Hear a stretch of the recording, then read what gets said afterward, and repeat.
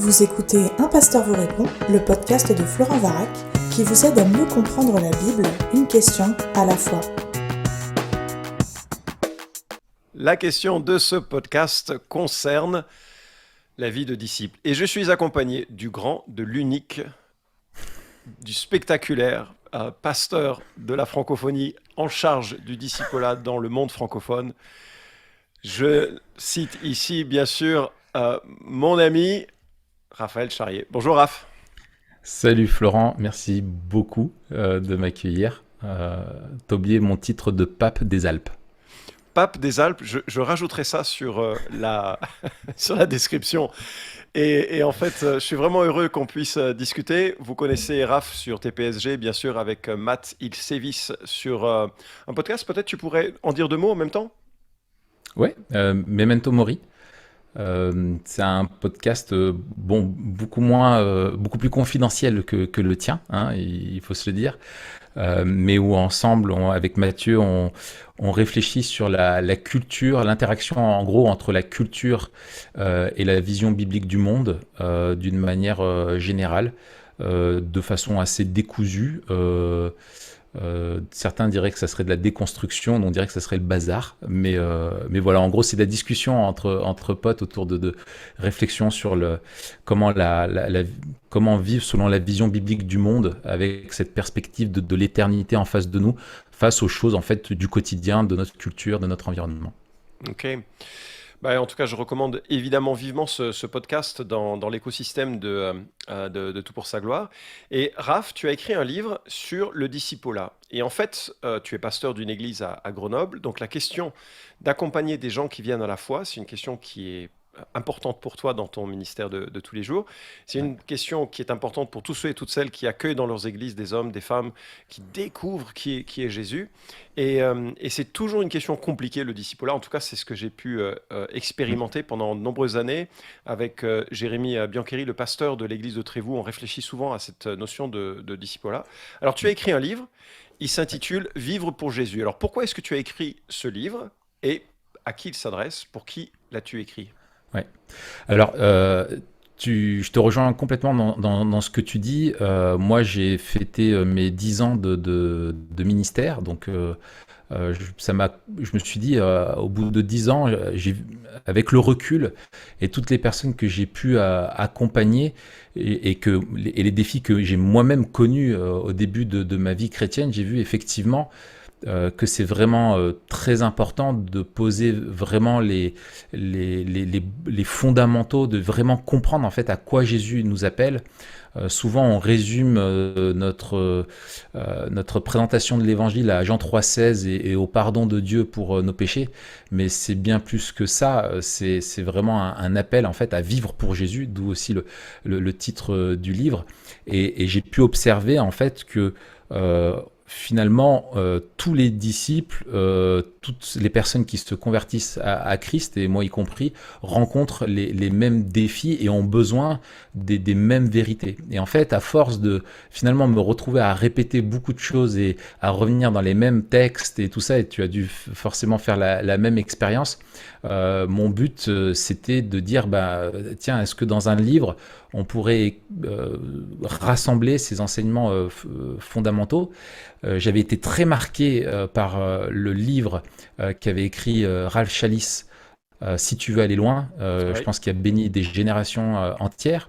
Et en fait, BLF donc mon éditeur, m'avait contacté par rapport à l'écriture d'un livre qui aille un petit peu dans ce sens-là. Donc j'ai dit, waouh, c'est un gros challenge. Et en fait, en réfléchissant et en me renseignant un peu, étonnamment, il n'y a rien qui a été écrit d'équivalent de livres comme ça qui présentent un petit peu les fondamentaux de la vie chrétienne et de la vie de disciple depuis le livre de Ralph Challis. Alors, parce que ce livre était excellent, mais en le relisant, j'ai vu qu'effectivement, il avait vieilli dans ses illustrations.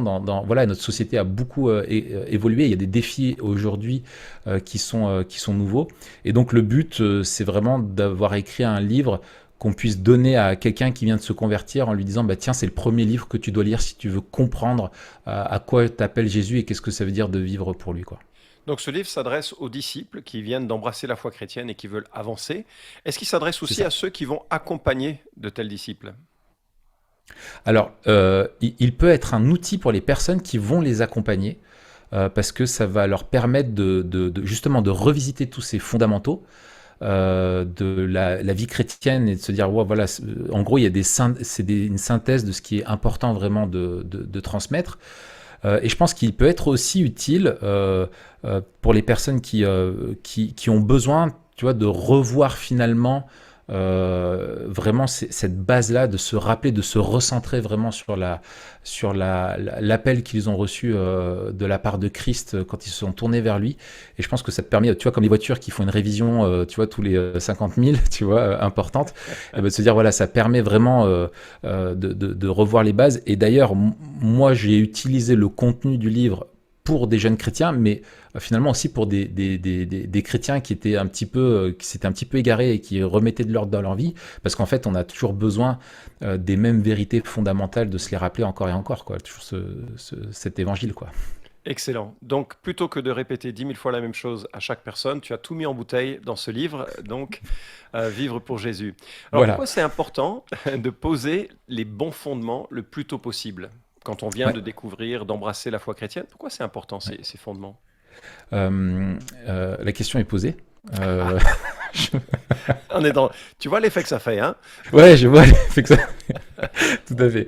Mais j'étais obligé de le faire quand même. En fait, bah, c'est vraiment important dès le début, parce que, comme je le disais, la conversion n'est pas que le pardon. Le salut n'est pas que l'offre du pardon de Dieu. En fait, la conversion, c'est une nouvelle allégeance. On passe d'un royaume à un autre, c'est d'être racheté. Et en fait, nous avons été rachetés de notre vaine manière de vivre, hein, comme dit Paul aux Éphésiens, et on est appelé à vivre, et c'est une vie nouvelle que nous recevons en Christ. Et une vie nouvelle qui n'est pas une nouvelle vie pour nous, comme dans les jeux vidéo, où tu as une nouvelle vie et tu peux réessayer les choses, mais c'est une nouvelle vie qui est en fait la vie de Christ en nous. Nous sommes unis à lui et nous sommes appelés à vivre pour celui qui nous a rachetés et à vivre selon le modèle qui nous a légué. Et donc, c'est lui maintenant qu'on doit suivre toute notre vie. Et donc, c'est important de le comprendre dès le début de la vie chrétienne, parce que en fait, on est appelé à mettre en pratique les paroles de celui qui nous a sauvés. C'est ça la vie chrétienne, hein. C'est pas simplement écouter ces paroles, mais c'est les mettre en pratique, comme le dit Jésus dans le Sermon sur la montagne. Et j'ai remarqué que vraiment, et c'est un des challenges de la vie de disciple, c'est que comme il y a ce transfert, vraiment ce rachat et ce changement d'allégeance, il y a un immense défi derrière d'obéissance, de confiance, de foi. Et donc, c'est important d'apprendre à faire ces premiers pas de foi à la suite de Jésus. La foi, c'est pas juste de lui dire oui, je veux être sauvé, mais c'est de lui dire oui chaque jour pour vivre à sa suite. Et donc, c'est vraiment important de fixer des nouvelles habitudes, une nouvelle façon de vivre à sa suite, et de comprendre comment finalement le suivre concrètement. Qu'est-ce que ça veut dire dans tous les aspects, comment au quotidien finalement on suit Jésus. Ça peut être très théorique comme ça, et donc le but, c'est de rendre ça concret par aussi tous les moyens que Jésus met à notre disposition, qui sont l'Église, la prière, la Bible, etc. Et c'est important de le faire dès le début, parce que sinon, en fait, on peut s'installer en fait dans une espèce d'ambivalence, d'entre-deux. Et c'est souvent ce dont souffrent aussi des enfants de chrétiens qui ont grandi dans l'Église et puis tu vois, qui sont un petit peu dans cet entre-deux très longtemps, qui savent pas comment bien situer. Et j'ai aussi remarqué que moi-même dans ma propre vie, que quand on laisse des mauvaises habitudes s'installer, une fois que le pli est pris, c'est très difficile de corriger le tir. Donc faut vraiment pas rater, et ça c'est important que l'Église le comprenne, que vraiment quelqu'un qui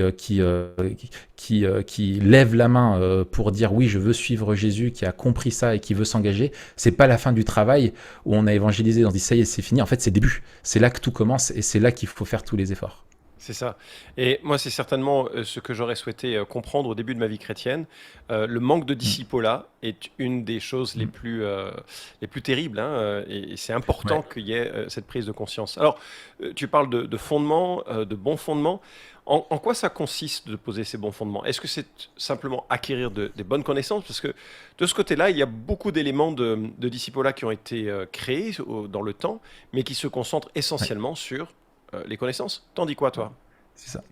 C'est ça. Alors, et je pense que c'est une de nos grandes erreurs. C'est qu'en fait, on a fait des disciples selon le modèle des Lumières.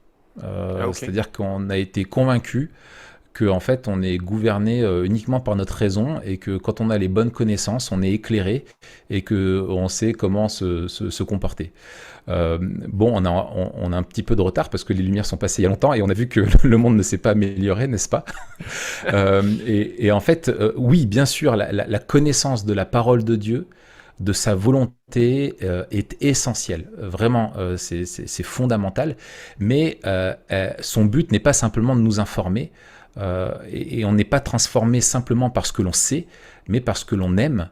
C'est le cœur qui est la cible, et on est transformé parce que l'on aime et parce que l'on met en pratique, ce qu'on apprend à obéir.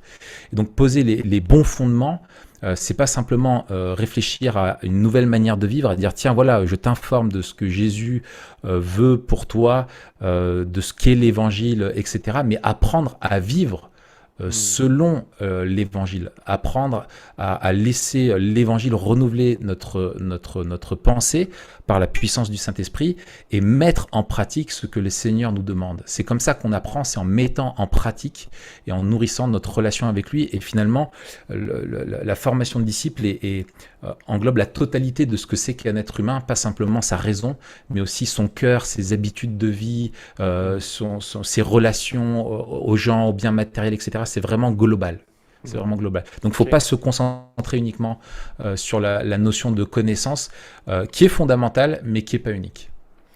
Alors, dans ce livre, quels sont les grands thèmes que tu abordes? On va découvrir quoi lorsqu'on ouvre ton livre? Ouais. Alors, il y a en gros 3 grandes parties dans le livre. La première, c'est comprendre que vivre pour Jésus, c'est d'abord devenir son disciple. Et donc, c'est la partie où on pose vraiment les fondamentaux, comprendre c'est quoi son salut, à quoi il nous appelle. Et aussi quelque chose qui pour moi est fondamental, c'est de comprendre ce qu'est la seigneurie de Jésus. Jésus n'est pas juste sauveur, il est Seigneur, et qu'implique sa seigneurie sur notre vie. Et pour faire simple, on appartient à celui qui nous a rachetés. Il nous a rachetés et on doit vivre pour lui. Et qu'est-ce que ça veut dire de vivre sous son règne, et qu'est-ce que ça transforme? Et donc on aborde aussi toute la question, on parle souvent de sanctification, de comment est-ce qu'on est transformé progressivement à son image, parce que c'est vraiment son but, c'est qu'on lui ressemble, et finalement comment ce salut doit réorienter toute notre vie et comment on doit vivre. Et puis il y a une deuxième partie qui est finalement, ok, on a compris ce que c'est devenir son disciple, maintenant comment on apprend à vivre, comment on s'entraîne à le suivre, comment on apprend à vivre pour lui par sa grâce. Et donc, c'est vraiment comprendre l'importance pour moi qui est fondamentale de l'attachement à l'Église. Être sauvé, c'est être finalement uni à Jésus, mais et aussi uni à son corps, qui est l'Église, à sa famille, et donc comprendre l'importance de cela. Et puis tout ce qu'on appelle aussi, bien entendu, les disciplines spirituelles, l'importance de la méditation, de la Bible, de la prière, le fait d'être un disciple qui est appelé à être un témoin dans le monde et qui participe aussi à faire des disciples. Et puis j'ai aussi tenu à mettre un sujet qu'on aborde peu finalement, c'est toute la notion en fait des habitudes, de ce qu'on appelle les règles de vie, c'est-à-dire en fait que justement la seigneurie de Jésus et d'être un disciple, ça concerne tous les domaines de responsabilité que Jésus, que Dieu nous donne, c'est-à-dire dans notre vie personnelle, notre relation avec Dieu, mais aussi au travail, dans nos relations amicales, etc., etc. Et que finalement, c'est souvent, si on résume la piété à justement ce petit temps que tu vas passer quotidiennement dans la prière et la lecture de la Bible, qui est fondamental, mais on le déconnecte du reste. Et alors pour moi, c'est vraiment important de comprendre comment suivre Jésus, qu'est-ce que ça veut dire dans chacun de ces domaines-là dans notre vie, quoi.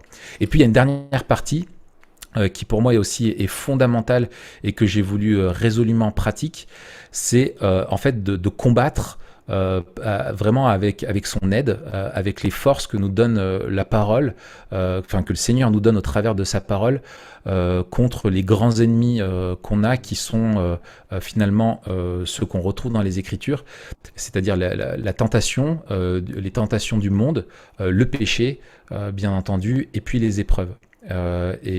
Et moi, c'est ce que j'ai vécu, c'est que on m'avait appris finalement toute la doctrine du péché. Mais comment est-ce que tu te bats contre la tentation ? Comment est-ce que tu remplaces des mauvaises habitudes par des bonnes ? Comment tu dois être radical pour traiter ton péché ? Finalement, je devais me débrouiller tout seul pour l'apprendre.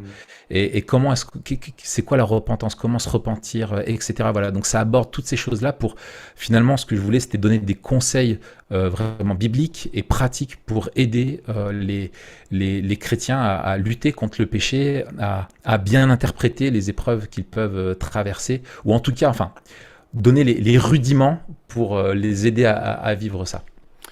Excellent. Mais écoute, vraiment de quoi donner envie de lire ce livre. Je l'ai lu puisque tu as eu la Oui. gentillesse de me l'envoyer en avance et j'ai trouvé ça remarquable. Donc je ne saurais le recommander trop.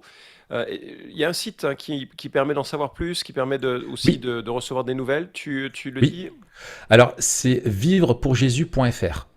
Ok, Vivre, vivrepourjésus.fr. voilà, vivrepourjésus.fr. Et comme on est en période de promotion, il y a vraiment de belles promotions qui vont avec. Je vous laisse tout découvrir sur le site, mais ça vaut vraiment le coup de l'acheter maintenant. Et il y a des grosses promos qui sont faites aussi pour offrir en pack dans l'église ou des choses comme ça. Donc c'est vraiment avantageux, c'est la bonne période là pour le faire. Voilà, Raphaël Charrier, Vive pour Jésus. J'espère que cela vous donne envie de lire ce livre, pas simplement pour le lire, mais pour pouvoir devenir un disciple plus ferme ou pouvoir encourager ceux et celles qui vous entourent et qui découvrent les premiers pas de la foi chrétienne. Merci à toi, Raph, d'avoir rejoint Un Pasteur vous répond. Merci beaucoup à toi, Florent. Cet épisode vous a édifié ? Alors merci de le liker ou de le partager pour que d'autres puissent en profiter. Pensez aussi à vous abonner à la chaîne d'Un Pasteur vous répond pour ne manquer aucun des prochains épisodes. Enfin, si vous avez une question à poser à Florent Varac, écrivez-lui directement sur contact@toutpoursagloire.com.